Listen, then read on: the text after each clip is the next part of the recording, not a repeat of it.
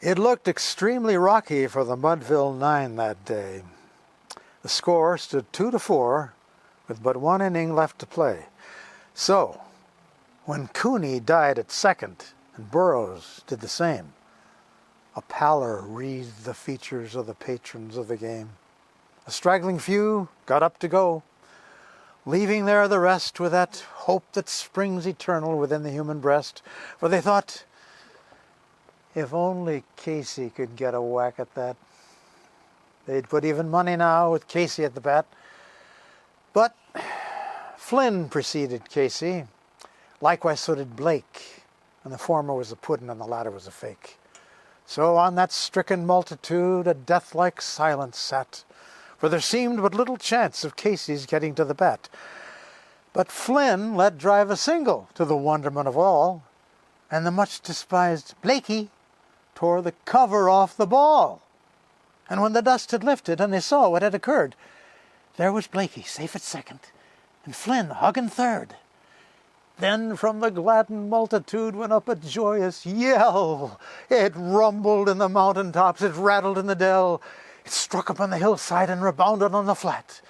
For Casey, mighty Casey, was advancing to the bat. There was ease in Casey's manner as he stepped into his place. There was pride in Casey's bearing and a smile on Casey's face. And when responding to the cheers, he lightly doffed his hat. No stranger in the crowd could doubt 'twas Casey at the bat. 10,000 eyes were on him as he rubbed his hands with dirt. 5,000 tongues applauded when he wiped them on his shirt. Then when the writhing pitcher ground the ball into his hip, defiance glanced in Casey's eye, a sneer curled Casey's lips. Close by the sturdy batsman the ball unheeded sped.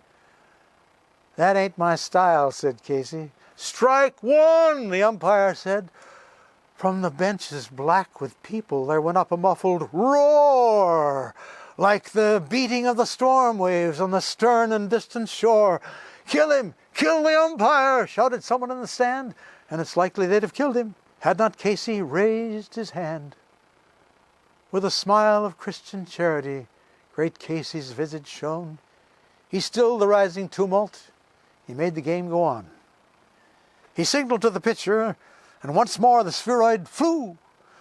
But Casey still ignored it, and the umpire said, "Strike two!" "Fraud!" cried the maddened thousands, and the echo answered, "Fraud!" But one scornful look from Casey, and the audience was awed. They saw his face grow stern and cold. They saw his muscles strain, and they knew that Casey wouldn't let the ball go by again. The sneer is gone from Casey's lips. His teeth are clenched in hate. He pounds with cruel vengeance his bat upon the plate. And now the pitcher holds the ball, and now he lets it go. And now the air is shattered by the force of Casey's blow. Oh, somewhere in this favored land the sun is shining bright. The band is playing somewhere. Somewhere hearts are light. Somewhere men are laughing. Somewhere children shout. But there is no joy in Mudville. Mighty Casey has struck out.